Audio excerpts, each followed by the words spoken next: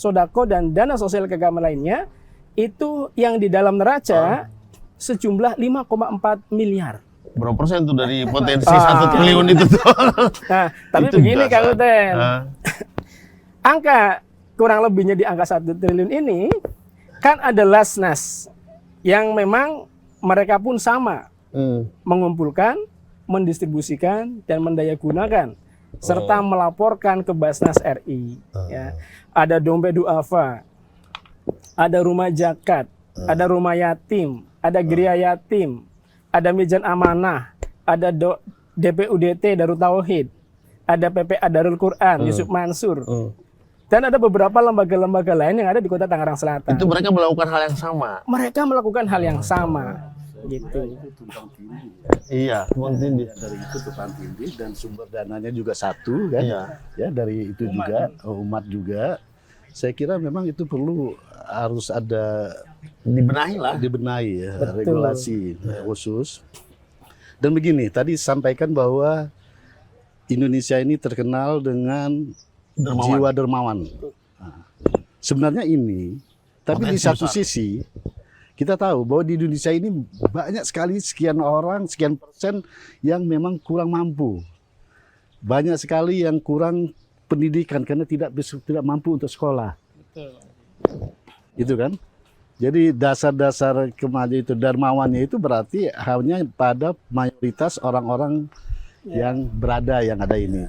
Saya kira kalau selama ini Basnas hanya sumber dananya itu hanya yang dikumpulkan oleh pemerintah melalui pegawai Iya. negeri, Minim saya kira sekali. Basnas harus membuat satu terobosan-terobosan. Strategi lah. Karena manfaatkanlah situasi seperti di Indonesia ini banyak dermawan, ya manfaatkan itu. Bagaimana caranya supaya menggali mereka. Tapi menggali orang-orang dermawan ini tidak semudah seperti apa yang kita Ya, bayangkan. ya. Karena kita harus tunjukkan dulu kerjasama kita, itu kita. Bahwa kita memang betul-betul bisa mengimplementasikan apa yang menjadi tugas kita. Betul. Jangan seperti ACT. Nanti ACT ini orang-orang udah jadi ini. Jadi nanti nggak mau nggak tertarik lagi dengan itu, ya gitu kan? Saya kira itu Pak Subhan. Ada bagusnya nanti coba membuat regulasi, usulkan kepada pemerintah, usulkan kepada Dewan, buat regulasi khusus bagaimana supaya Basnas ini diberikan hak untuk berhubungan dengan pihak luar, Iya. di luar, jadi untuk mencari sumber, di sumber. Dan penyaluran pun itu juga, karena potensinya besar sekali, Iya. Pak Utan, besar. Nah, ini juga tadi soal tumpang tindih tadi. Tadi kan disebutkan ada Basnas, ada Lasnas. Itu kan ada ruang lingkup sendiri ya gitu. Itu kan mungkin masyarakat agak bingung nih. Apa sih Basnas, apa Lasnas Lasnas, gitu iya. loh. Tugasnya apa? Coba dijelaskan Pak Subhan atau Pak ini. Baik. Ya. Jadi gini Kang Uten, dua-duanya sebenarnya adalah legal di mata pemerintah. Oke. Hanya dua lembaga inilah yang legal ya dalam pengelolaan zakat, infak, dan sodako. Di luar itu nggak legal nih. Ya, di luar itu lembaga-lembaga itu jadi ada perizinannya. Oh, ada perjanjian. Contoh kayak Basnas. Satu lagi ada UPJ tuh. Nah, Basnas itu kan kita ada beberapa tingkatan. Yang pertama adalah Basnas RI yang kemudian SK-nya dikeluarkan oleh Presiden. Kemudian Basnas Provinsi dari Pak Gubernur dan Basnas Kabupaten Kota dari Bupati atau Wali Kota. Nah, Lasnas pun sama.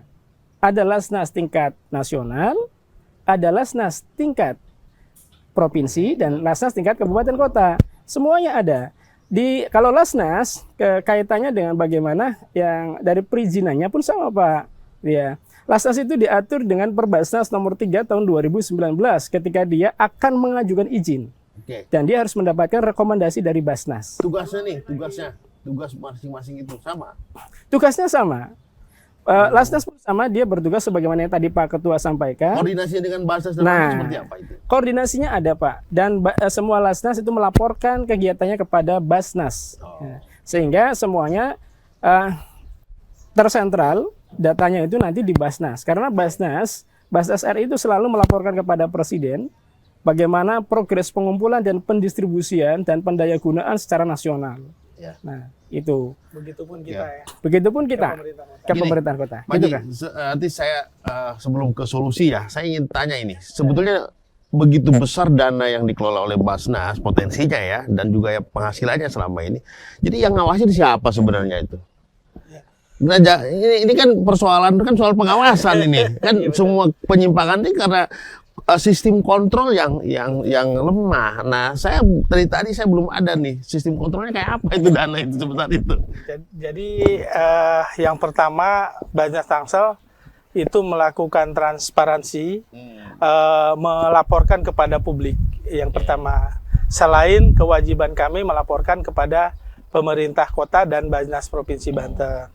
Lalu yang kedua, di internal kami ada namanya Satuan Audit Internal. Lalu yang berikutnya, kita juga akan diaudit oleh kantor akuntan publik. Dan itu semua akan kita publish. Tidak ada yang disembunyikan oleh kita, walaupun sistem pengawasan internal baru ada dari Satuan Audit Internal. Termasuk oleh Inspektorat BPK yang dana bersumber dari hibah, karena kita juga mendapat hibah sebagian untuk program, sebagian untuk operasional. Kan selama ini kenapa Basnas itu seperti nomor 2 atau nomor 3, nomor 4 dari lembaga-lembaga lainnya nggak dikenal gitu loh oleh masyarakat. Jangankan kita bicara soal kontrol ya, tapi selama ini juga cara menghasilkan zakat juga kan masyarakat tidak terlalu banyak tahu. Ini kelihatannya kurang sosialisasi, betul nggak Pak Haji ya? Betul ya? Ya, saya kira Kurang ekspos. Subhan, kalau ada baiknya, kalaupun aturannya belum ada, ada, itu belum tidak inisiatif dari para pengurus Basnas untuk berinisiatif ya ke bawah itu betul-betul transparan lah ya, apa yang bisa dikerjakan dan betul-betul bisa menunjukkan. Ya saya kira yang saya bilang tadi bahwa nanti pada akhirnya akan menuju kepada dermawan Tangsel.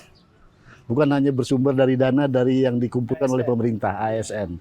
Dermawan Tangsel itu perlu kita minta kontribusinya dalam rangka untuk memajukan Tangerang Selatan ini untuk membantu masyarakat yang lemah. Nah tentu ini sebelum kita ajukan permintaan kepada mereka, kita akan memberikan contoh. Pak, kita dari Basnas ingin minta sumbangan lah Pak, kontribusi dari Bapak, bagaimana caranya, karena ini kepentingan ini. Seperti contoh ini Pak yang sudah kami laksanakan. Mereka programnya, ada program. Iya. Nah, kecuali program, implementasi di ke bawahnya itu harus betul-betul bisa dilihat. Kan Nah, misalnya gini Pak Subhan, Pak Soleh ya. Kan kalau ACT misalnya kita bukan membanggakan itu ya. Kan selalu ada tuh bantuan sosial gempa mereka datang. Ada orang sakit mereka datang gitu. Nah, terus ada program-program yang konkret untuk pemerintah gitu loh. Nah, kita kan nggak melihat nih, nggak mendengar nih program unggulannya apa gitu. Jadi program yang implementatif langsung dirasakan oleh masyarakat itu bentuknya apa saja gitu. Itu yang mungkin perlu dijelaskan ya. Mohon izin Pak Uten, jadi begini. Pada prinsipnya kalau kita mengerucut kepada mekanisme Perbasnas nomor 3 tahun 2018 bahwasannya program kita itu ada dua polanya. Itu program yang konsumtif dan program yang produktif. Apa saja sih yang menjadi unggulan kami di Basnas Kota Tangerang Selatan? Yang pertama adalah program rehab rumah tidak layak huni. Kami sudah membangun hampir 200 unit dari pertama kali ada Basda tahun 2009, tahun 2010. Itu. Berapa unit? 200 unit di Tangsel. di Tangsel. Rumah. Rehab atau rehab ya? Rehab. Jadi itu program unggulan kami adalah itu ya, di konsumtifnya. Kemudian kami juga punya binaan lansia. Ya, dengan program Gaul, Gerakan Amal untuk Lansia. Itu setiap 3 bulan kami menyantuni 658 lansia sekota Tangerang Selatan dengan porsi 12 orang per kelurahan, Pak. Ini porsi itunya. Kita bandingkan. Nah, program produktif kami yang pertama adalah ZMart. Apa itu? ZMart, Zakat Mart. Jadi ada toko-toko kelontong yang kemudian dibiayai oleh kami dengan pagu anggaran 10 juta per mustahik. Nah, 10 juta per mustahik yang didapatkan adalah brand dari Basnas, alat-alat, barang-barang dagangannya, Dan kemudian kita akan mereka itu repeat order kepada ini DC-nya, distribution centernya. Yang keduanya, kita pun punya program namanya PEKA. Apa itu Pak? PEKA itu pemberdayaan ekonomi kreatif dan aktif. Nah, ini sebenarnya polanya adalah seperti kalau di pusat itu ada ZCD, Zakat Community Development. Dia ada komunitas 20 orang penerima manfaat, kemudian dia menerima manfaatnya. Kami baru buka di 2 kecamatan, di Kecamatan Serpong, letaknya di Kelurahan Lengkong Gudang Timur, dan di Kecamatan Serpong Utara, posisinya ada di Kelurahan Pakulonan. Itu penerima manfaatnya adalah 20 orang. Kita buka usaha air isi ulang. Kalau yang di Serpong itu Kangen Water, kalau yang di Serpong Utara itu adalah RO, air RO. Ya, saya kira memang ketiganya ini banyak Pak sebenarnya Pak. Pemberdayaan gimana Pak Haji? relatif banyak ya programnya. Tapi saya lihat memang pertama kurang sosialisasi. Yang kedua juga sebetulnya sasarannya. Sasaran itu kurang tepat. Jadi lebih baik coba disusun satu program yang betul-betul bisa menyentuh masyarakat. Anak-anak yang kurang mampu sekolah, anak-anak yang orang-orang yang kalau rumah bedah rumah itu sebetulnya bedah rumah juga sudah tumpang tindih. CSR juga Karena itu. Karena ada dari pihak Pemda juga CSR ada, itu ada juga. Nah itu ya. Jadi coba dipikirkan bagaimana secara khususan dari Basnas ini bisa membantu masyarakat yang betul-betul implementasinya itu betul-betul terbukti bisa itu. Kalau hanya sekedar misalnya yang tadi kerjasama dengan pedagang, kerjasama dengan itu kurang sosialisasi. Yang kedua manfaatnya kurang dirasakan. Dan dilakukan oleh lembaga lain, koperasi. Nah itu kalau saya dalam kesempatan ini Pak Subhan, Pak Judi ya, saya sarankan cobalah diusulkan supaya Basnas ini sendiri punya suatu kewenangan untuk menentukan program-program. Dan yang kedua punya kewenangan untuk meminta sumbangan dari pihak-pihak lain. Misalnya CSR dan segala macam. Karena di CSR itu, di perusahaan itu nggak gampang. Kalaupun mereka tahu Basnas ini adalah badan yang bergerak di sosial, tapi kalau tanpa ada pengantar, ada rekomendasi dari pihak pemerintah, mereka juga nggak akan. Nah itu minta kepada Dewan, minta kepada pemerintah supaya bisa memberikan suatu regulasi untuk Basnas ini. Basnas ini betul-betul.